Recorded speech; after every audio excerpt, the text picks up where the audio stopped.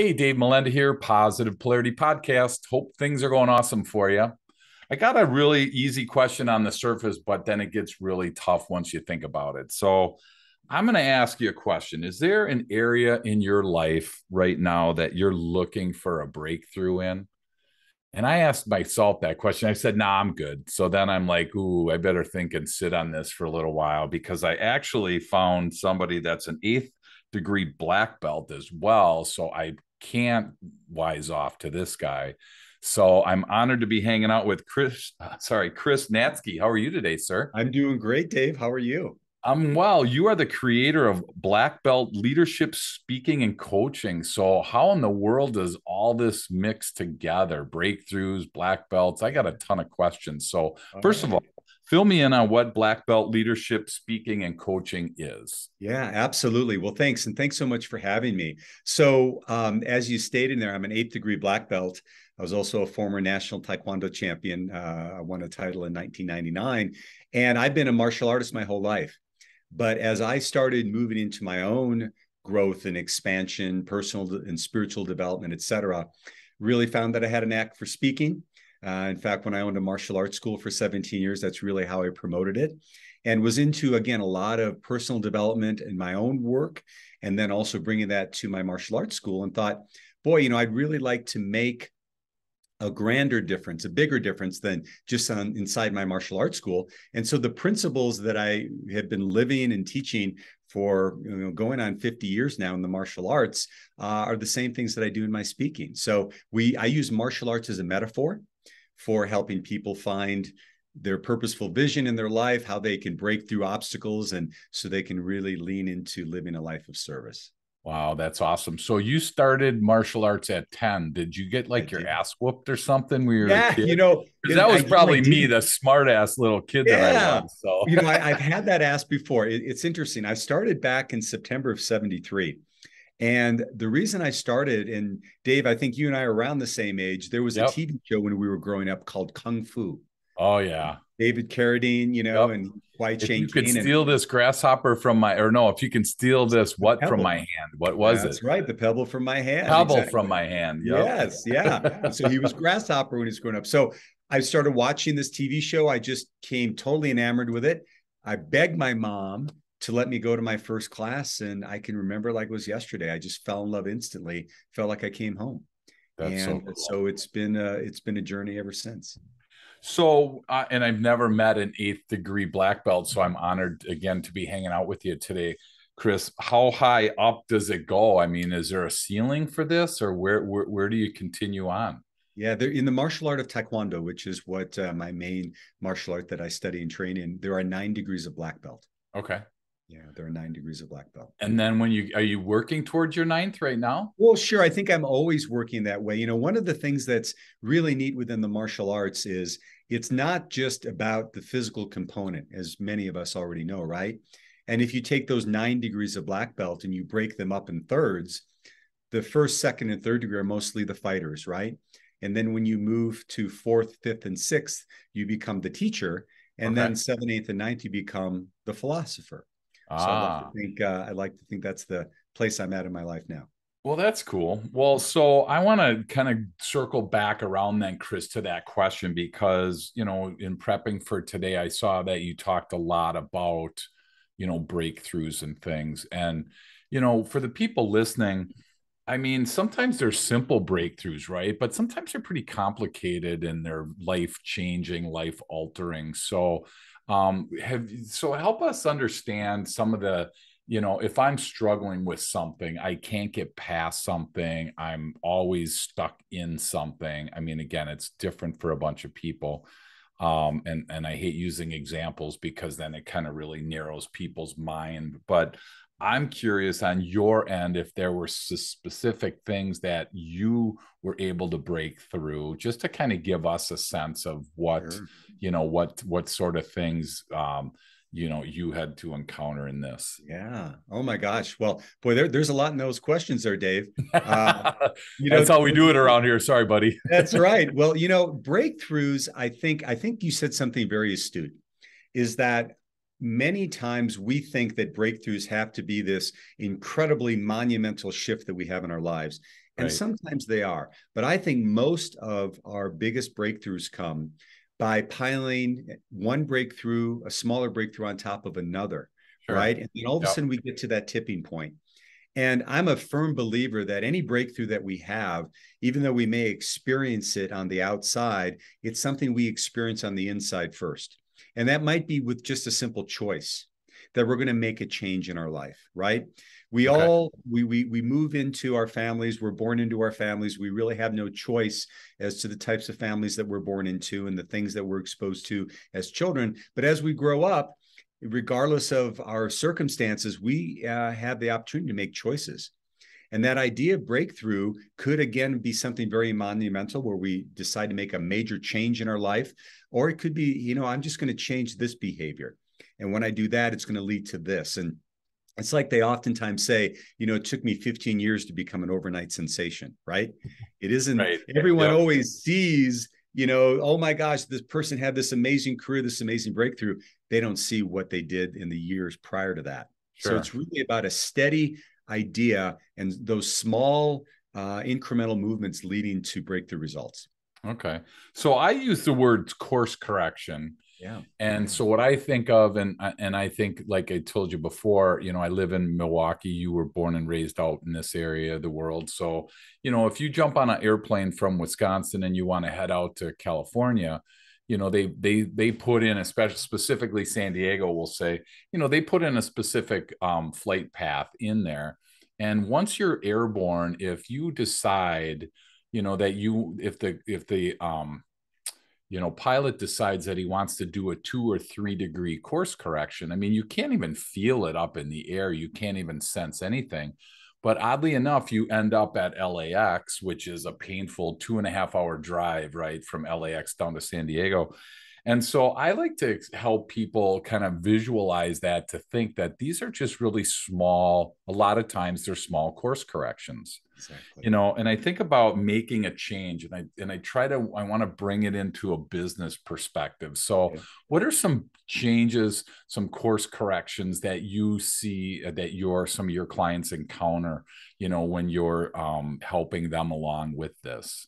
Yeah. Well, you just said something I think very profound. In fact, I was smiling as you were sharing your analogy because I use one very similar when I work with my clients. Mine is if you take off from Los Angeles going to Honolulu, Hawaii, Okay. if you're off 1 degree south, you'll end up in Auckland, New Zealand, right? There you Right? go. Because Yep. what ends up happening is that those decisions that we make or lack of decisions to take action, they begin to compound. So our good habits, they don't add up, they compound.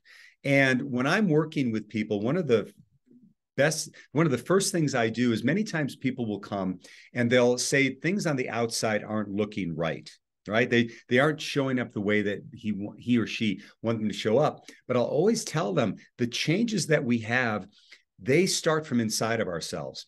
And they don't again have to be monumental changes. When I do my keynote talk, I just gave one on Friday here in the Denver area. There's a YouTube video that I show of a scientist, or it's a physicist, and he has a number of small dominoes. The first one he starts with is 5 millimeters high. And he said the principle of a domino is that it can knock over another domino that is 1.5 times larger than itself. Okay. So he lines up 13 dominoes. The first one is 5 millimeters. The last one of the 13 is 3 feet high and weighs 100 pounds. And he takes a pen and he hits the first one and pop, pop, pop, pop, pop, pop, pop, boom, it knocks it down. He said that was 13 dominoes. If it was 29 dominoes, the last one would be the size of the Empire State Building. Wow. So it's this idea of when we're going to have breakthroughs is number one is I call it the 3 C's.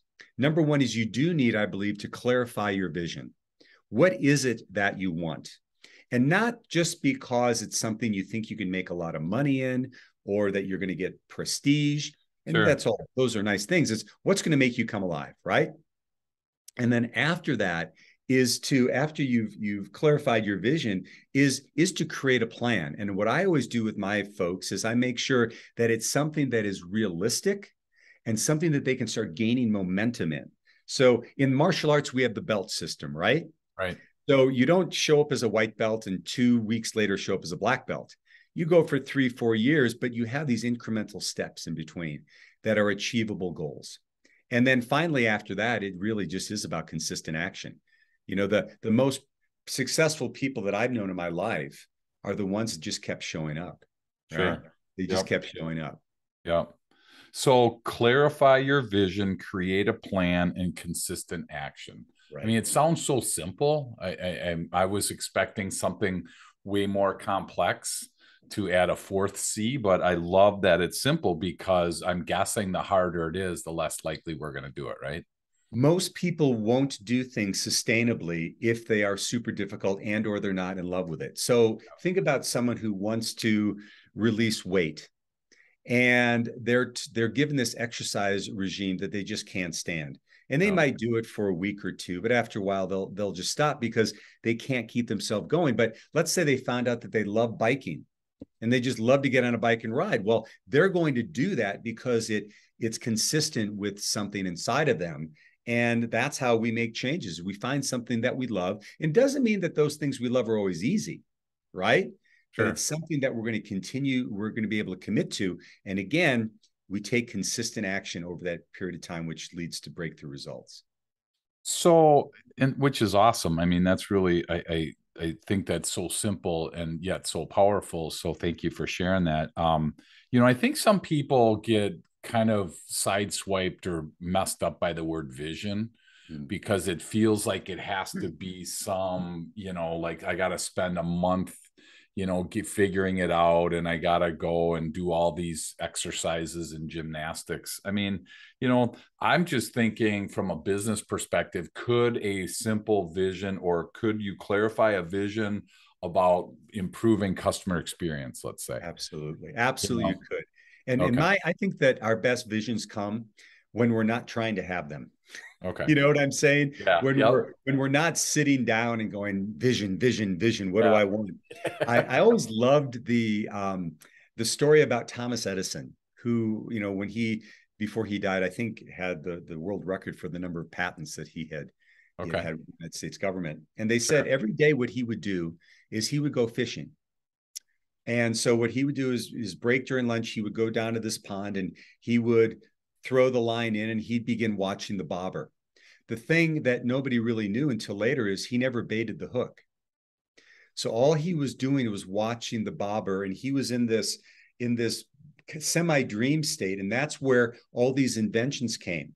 Mm-hmm. And so it's almost the difference between, you could almost create a distinction between trying to force a vision to visioning, like just asking the question, what do I really want to do with my life? How do I want this relationship to work out? What do I want to do in my career? And then just get quiet and see what comes forward. And I don't know about you, Dave, but my experience is just like people say their best ideas come in the shower, right? Yeah. It's kind of the same thing. When we force it, it oftentimes just doesn't work.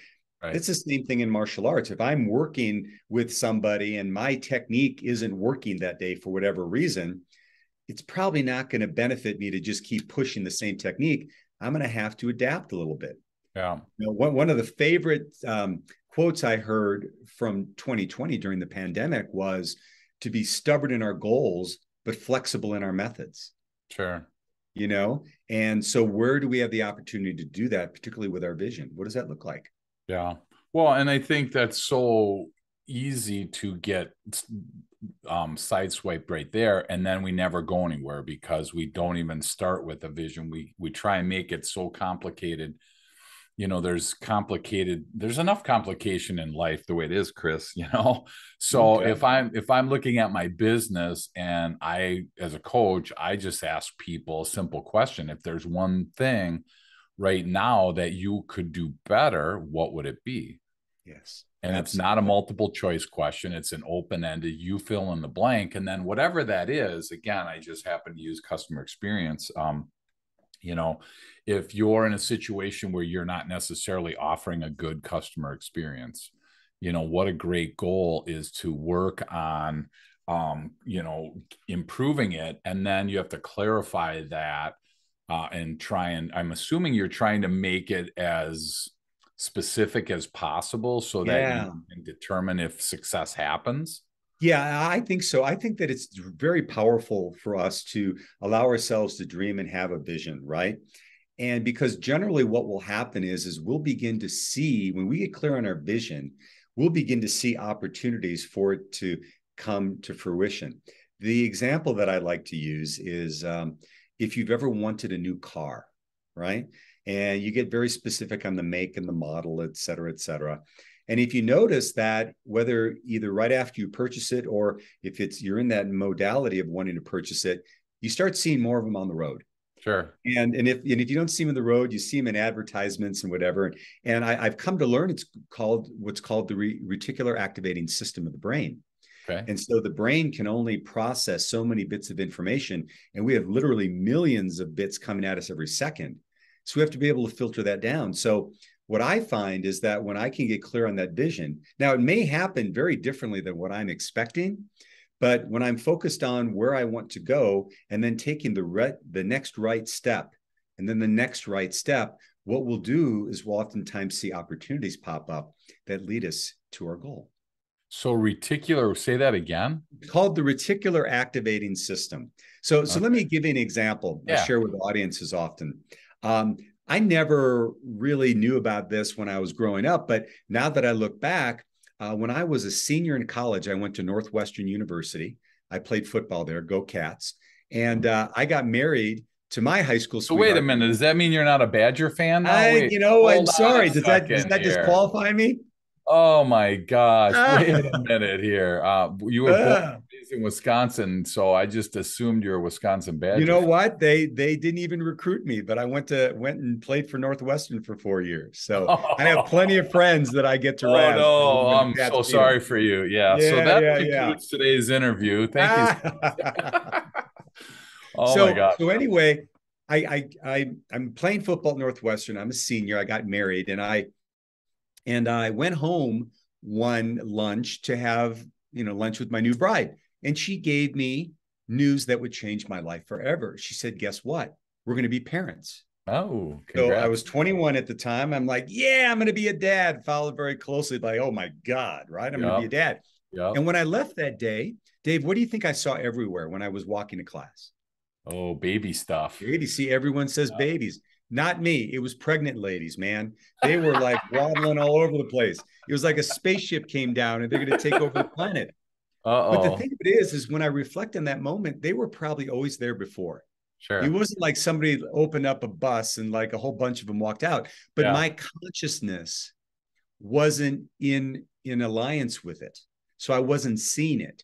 But when it was in my consciousness, now I started to see it everywhere. So what I always tell my clients is, when we're clear on that vision, now what it does is it opens up a way for us. And many times we ask ourselves the question, can I do this?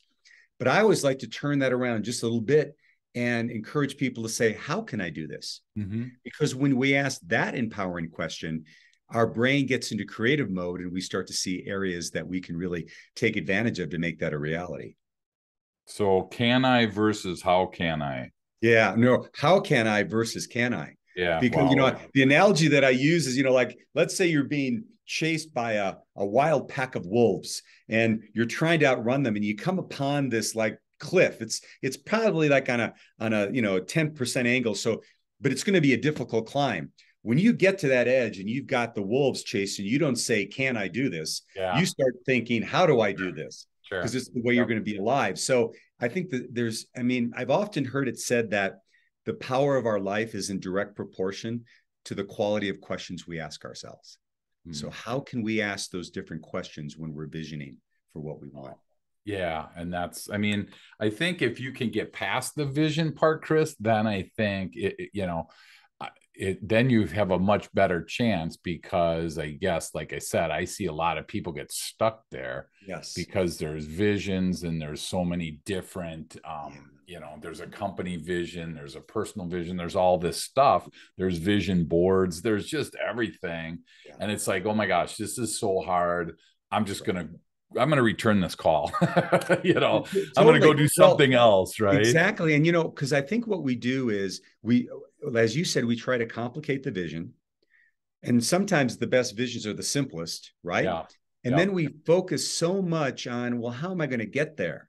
Yeah. Right. And we don't trust that those answers will come to us. So when I coach people on helping them find their vision, one of the things I do is, hey, if you could create a perfect world, if nothing, if money wasn't an issue, time was an issue, what would it look like?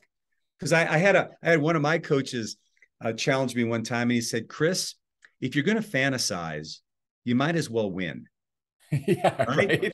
Because most of us, we get the vision we want, and then we start thinking all the reasons why it can't happen or how difficult it's going to be. Yeah. So absolutely. Yeah. And that's where I think that's probably, you bring up a really good point there, Chris, where it's difficult because vision can become so grandiose that, I want to, whatever, like for you being a speaker, me being a speaker, it could easily be, I want to speak in front of millions, so if that is your vision, and then you go, okay, I'm going to create a plan, and then I'm going to have consistent action. There's a lot between speaking at a Rotary, let's call it, or a group of 10 people, and having millions, people come to listen to you. So that's where I think I love what you're saying is, start with something that's, realistic, and start. And that's the cool part. I think you can keep doing this. So it's not like you get one chance, that's like right. Wish in the bottle, and so that's what I think is so powerful about that. You can continue to expand that vision. And I think that we in our society can get caught up in the size of the vision. Like you said, I'm going to impact 1 million people. Well, you know what? Maybe what if you just impacted one, but you really, like I have one of my coaches that he's a speaker as well. And before he goes on stage, one of the things he says in his mantra to himself is, let me impact just one. Just one. So if you go in and you speak in front of 100 people, but one person's life has changed, that might be a pretty good day at the office. Absolutely. Right? Yeah, that's powerful. Well, and that's where I think it's funny. We're both, Amazon best-selling authors. And I have to say, when, my dream, my vision for my book was probably, I had this dream or vision. I don't know what the difference, I'm going to use vision because that's your word. I had this vision of walking in an airport and seeing the book being sold in the airport. Right. And I had the vision. Okay. Maybe it was a desire, maybe it was a dream, whatever, but I never implemented the plan, and I didn't have the action. So I think it's really powerful as we transition from the vision to the plan, is to make sure that we have a plan in place, because me just thinking or wishing, dreaming that it was going to be sitting in the bookstore at the airport, it didn't happen for me. Maybe it happened for you. No, didn't happen for me either. No. And that's the thing. In my background, my one of the academic degrees I have is in the realm of spiritual psychology. I have a master's degree, and one of the main sayings within spiritual psychology is God, and however you want to say that, spirit, universe, whatever, meets us at the point of action. Okay. And again, I think that going back to what we said before about the vision being so big, I think that sometimes when it's too big, people get intimidated on the actions they can take. And so what I always tell people is, I'm like, make a list of of just some small things you can do, and then get going on it. Because it's just, in martial arts, to use another analogy, if you want to be a black belt one day, you're going to have to go to class, right? Yeah. It's just something you're going to have to do. And you're not always going to want to go to class. But it's that act of showing up and just keep showing up. And pretty soon what happens is those days turn into weeks, and weeks turn into years, and pretty soon you're there. But many of us want that, that instant gratification. There's a wonderful book by Stuart Emery. It's called Mastery. And in it, he talks about the road to mastery. And generally, when we think of us evolving positively, we think ourselves moving on a straight line, basically going northeast, right? And he says, unfortunately and fortunately, it moves that way, but it isn't the way we think. Sure. Most of us stay in a plateau for a long time. Yeah. And then the performance even dips, but then we rebound and we're up higher than our previous plateau. And then we plateau again, and then we dip, but we bounce up higher than the previous plateau. So we end up moving northeast. But he said mastery is about embracing and learning to love the plateaus, because that's where the growth happens. Wow. Yeah, no, who likes plateaus, right? I Oh mean, my gosh. they give you the chance to catch your breath, but yeah, I'm working on that Noom plateau Yeah, platform, and just to improve my eating, and sure. so it became very apparent for me that I needed to do this. So they become, it's not about losing weight, although that happens. It's more about what you're putting into your body. And I've been having a really enjoyable time doing it. But they do want you to weigh yourself. So you're weighing yourself and you get into this habit, and all of a sudden you're like, oh my gosh, 2 weeks and I haven't lost any, 2 weeks, 3 weeks. And they talk about these plateaus. Yeah. And how painful they are. But yet the reality is I'm trying to become comfortable with it, because if weight loss was the only goal, if you only had one vision and you passed and you constantly were stuck on that plateau, then I can see where frustration shows up. Exactly. Do you normally see these visions become like they spring into other visions? Yes. Is that pretty normal for Absolutely. people? I mean, because I think when we get into the creative flow of our consciousness, I think personally, there are probably times when people might vision way outside their capabilities. I think it's almost the exact opposite, though. I think that most of us get constricted in terms of what we think is possible. And powerful and purposeful vision doesn't need to be 10 million people. Sure. It could be a real deep connection with other human beings, making a real positive change in others, helping to facilitate that. And so the idea there is when we get in motion, other things begin to open up to us as well. Case in point for me, I really thought when I opened up my martial arts studio back in '95, that, well, let me back up. I thought that when I started working for the top consumer products company in the country right out of college, that was going to be my career. Sure. And after 10 years, I changed and left because I wanted to follow my dream of opening up a martial arts school. Sure. Well, I had that for 17 years, thinking that's what I was going to do the rest of my life. But then I realized, man, I can make a whole big impact in terms of speaking, coaching, sure, all the work I do on the internet. And that evolved again, sure, right? Yeah. So I think that that's all part. And we have a principle in martial arts we called Kanai. Some would call it Kaizen. It's an acronym. We call it constant and never-ending improvement, right? So when we're on that path of growth and we're really doing it in our life, we will start to see other things pop up. And part of the courage is being able to step into those new things when we know that's where our heart wants us to go. Wow.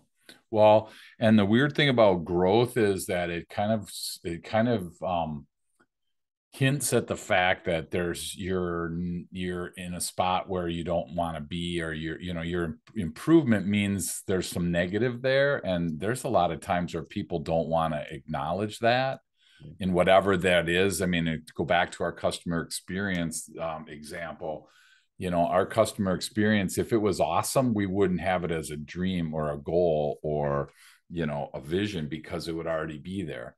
Right. So that's the weird thing, is you kind of have to acknowledge in your vision and then in your plan that I'm not where I want to be. Yeah.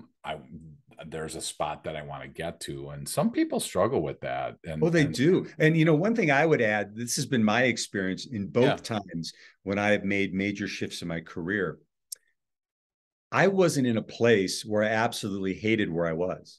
Sure. It was actually pretty good in both instances. Yeah. And I think my own personal belief is that was made it harder. I think if I was in a situation working in my corporate job that I absolutely hated it, it would have been easier for me to leave. But I was doing well, I was successful, and I enjoyed the people I worked with, but my heart was telling me to do something.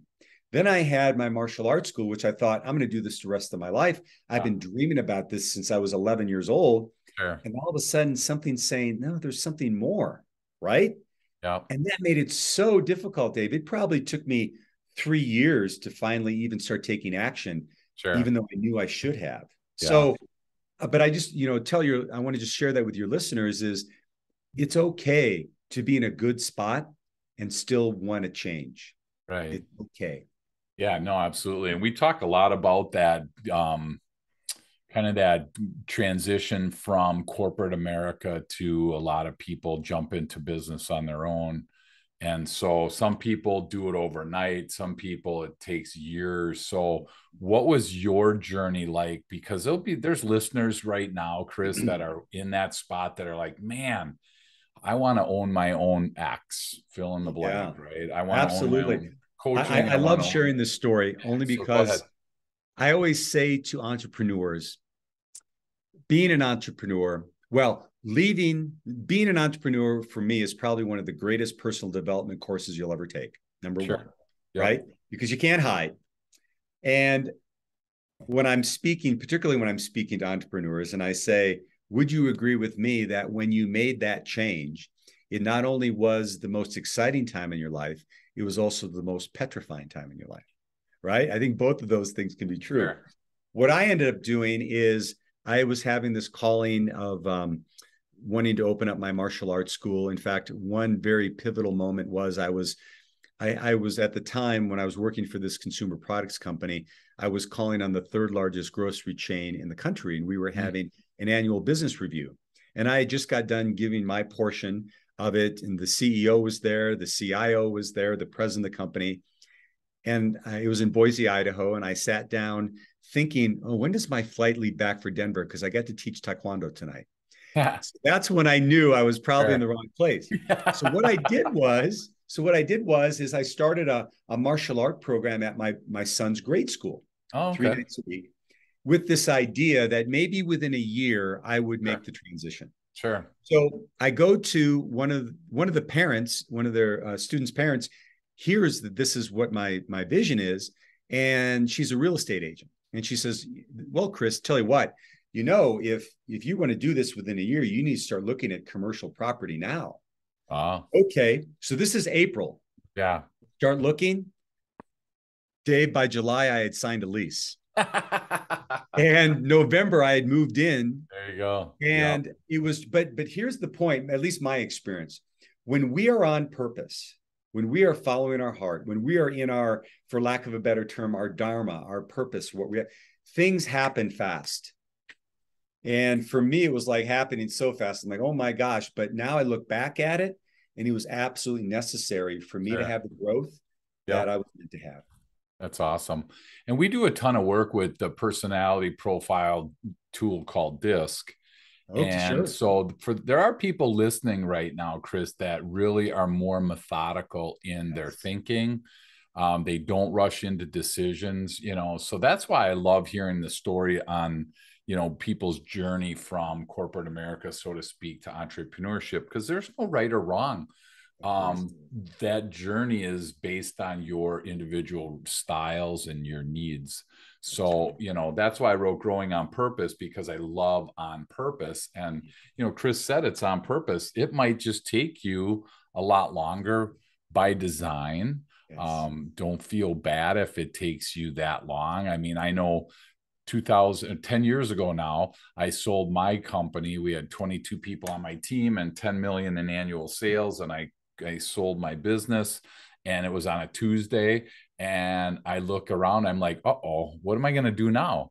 And then, I printed a business card, started a company coaching. I'm like, I'll see if anybody wants to, and all of a sudden 10 years have flown by. That's me. How do I do this? Is, start one, stop, start, stop. Other people, they overlap, so there is no right or wrong. So that's what I think is so cool. So thank you for sharing that story. Absolutely, my pleasure. As we start to land the plane today, the last one, then I feel like there's your vision is very specific. There's a really end point where that create a plan starts. But then I feel like creating the plan and then consistent action, I feel like that transition is a little murkier. And, and I don't know if that's your experience, because I feel like that consistent action is a kind of a plan in progress.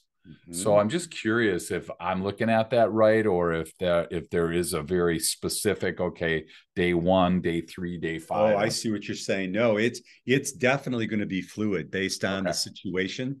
gotcha. I always think that, I've said it actually a couple times in maybe different ways during our time together, is that smaller incremental motion and focusing on the process, I think, is absolutely crucial.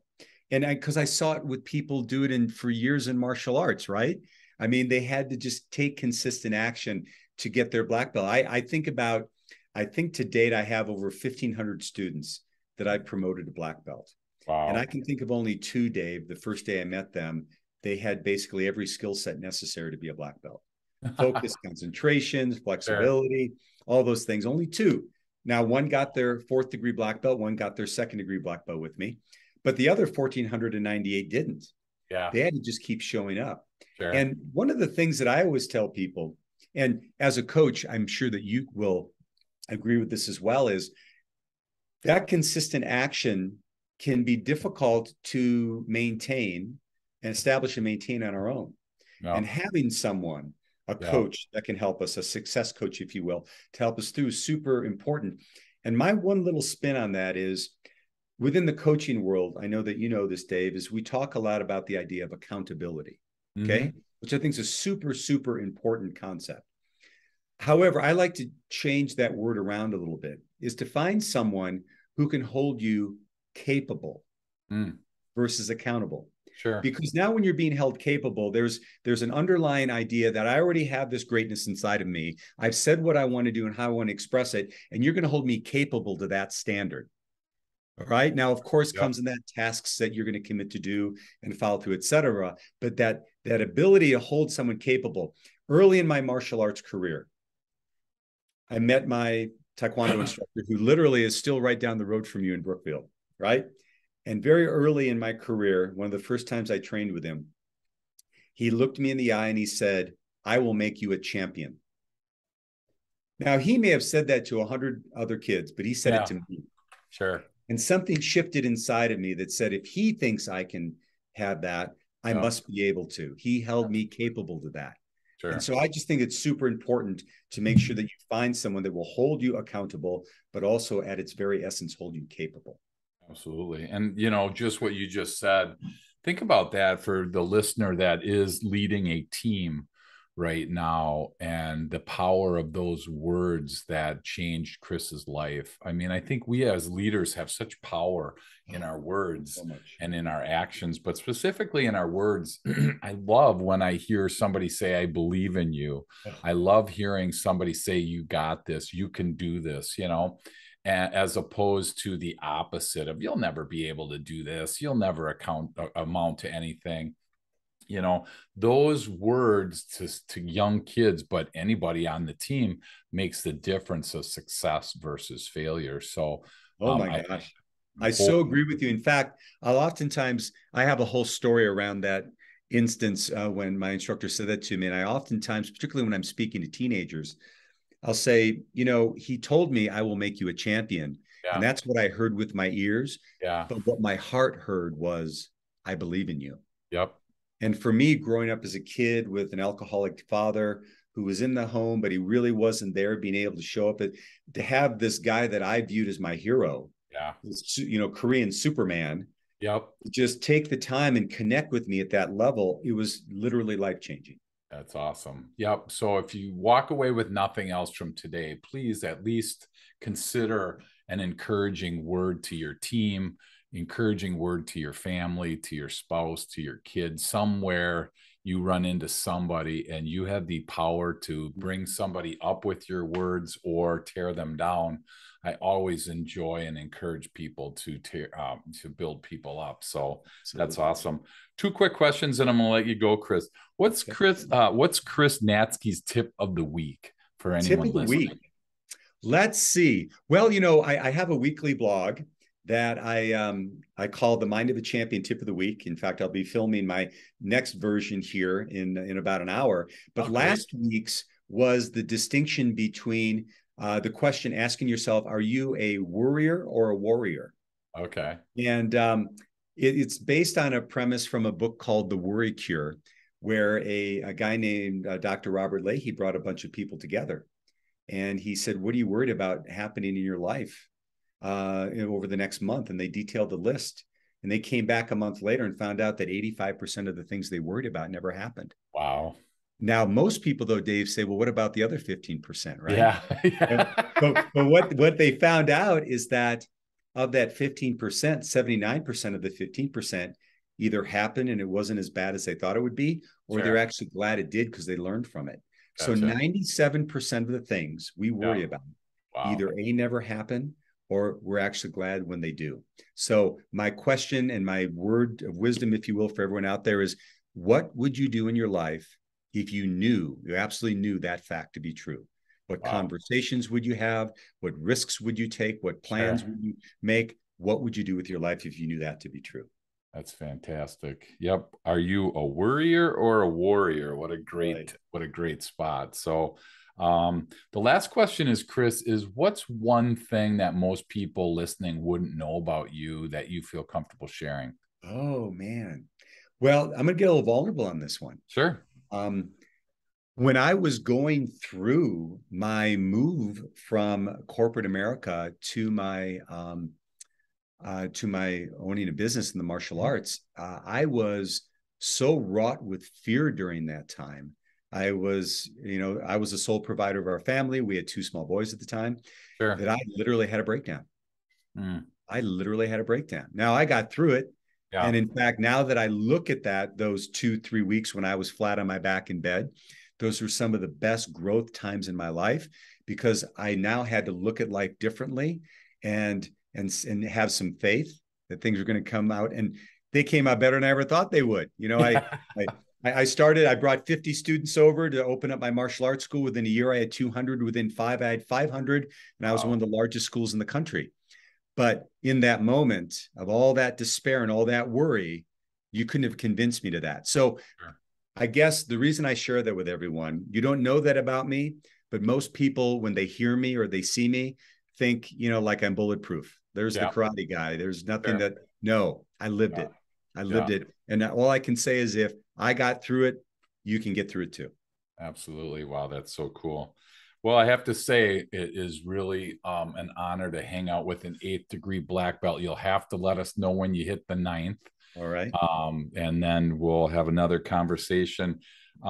If people listening, Chris, if something usually sparks within somebody, and I always encourage people, don't just turn this off.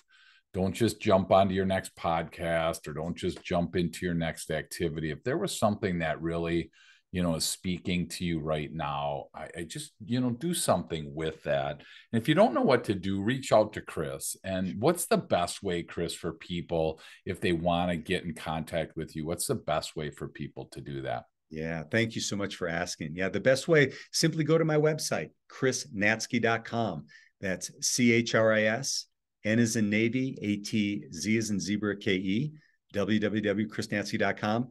There's a way to reach out to me directly. I think you can download a chapter of my latest #1 Amazon best-selling book. You can do that. You can also subscribe to my weekly newsletter, my Mind of a Champion Tip of the Week. So chrisnatzke.com is the best way to reach out to me. Awesome. Well, thank you so much, Chris, for this. Honored to say that you are from Wisconsin. A little disturbed about the Northwestern thing, but there is counseling for that, by the way. So, remember back in the day, 1-800-CHARTER. If you don't get help from Charter, get help somewhere. That's right. That's where right. I'm thinking there is some support groups for you to kind of good. I appreciate off and get into the right group for the Big Ten. But thank you again so much for talking about clarify your vision, create a plan, and then have consistent action. What a simple but powerful way to work through any of those breakthroughs. And again, I want to encourage anybody listening, again, rather than just jump into something else, this is where you can have your first breakthrough. Is you can sit with this for a little while. You can reach out to Chris. You can reach out to me. You can find somebody in your area that you feel comfortable sharing your struggles with. But it's just no fun to do these alone. And so I hope that this time has helped. And again, thanks, Chris, so much for sharing with us, and look forward to hearing the day when you hit that ninth degree. Okay, Dave, thanks so much. It's been a pleasure.